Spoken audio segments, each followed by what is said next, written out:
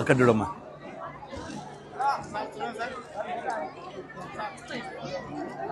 మిగతా వారు ఉన్నారు, ప్రతి ఒక్కరికి కూడా ఇంటి దగ్గరికి వచ్చి ఇందాక ఆర్డీఓ గారు ఎంఆర్ గారు కూడా చెప్పడం జరిగింది.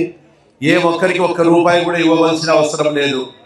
విఆర్ఓ గారు వచ్చి మీ దగ్గర ఏదైతే ఈ యొక్క రాజముద్ర సంబంధించినటువంటి మీ బుక్ మీ హక్కు మీ చేతికి ఇచ్చిన తర్వాత మీ దగ్గర నుంచి కూడా వాళ్ళు ఒక సంతకం కూడా తీసుకుంటారు, ఏలుముద్ర తీసుకొని వాళ్ళందరికీ కూడా న్యాయం చేస్తారు.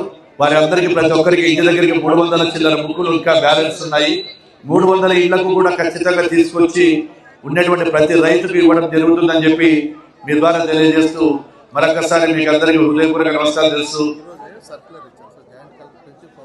అదేవిధంగా కొన్ని హక్కులలో ప్రతిదానికి మనము జాయింట్ కలెక్టర్ గారి దగ్గరికి పోవాలంటే దూరం అవుతుంది.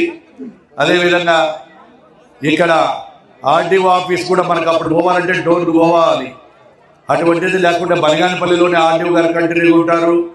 నేను ఏదైతే ప్రజలు నా మీద నమ్మకంతో గెలిపించారో ఆ ప్రజల రుణం తీర్చుకోవాల్సిన బాధ్యతలో భాగంగానే గౌరవ ముఖ్యమంత్రి గారిని డాక్టర్ బాబు గారి దగ్గరికి వెళ్ళి, సార్ నాకు ఖచ్చితంగా ఆర్డీఓ ఆఫీస్ కావాలన్నప్పుడు ఈడ ఒక్క చరిత్ర ఒకటి ఉంది.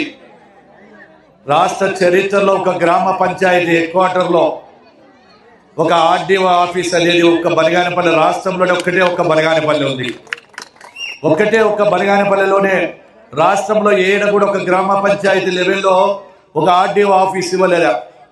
అటువంటిది ఈరోజు మన బనగానపల్లికు ఇచ్చినటువంటి గౌరవ ముఖ్యమంత్రి శ్రీ నారా చంద్రబాబు నాయుడు గారికి, శ్రీ లోకేష్ బాబు గారికి కూడా మా ప్రజలందరి తరపున వారికి హృదయపూర్వకంగా నమస్కరిస్తూ వారికి ధన్యవాదాలు తెలియజేస్తా ఉన్నాను.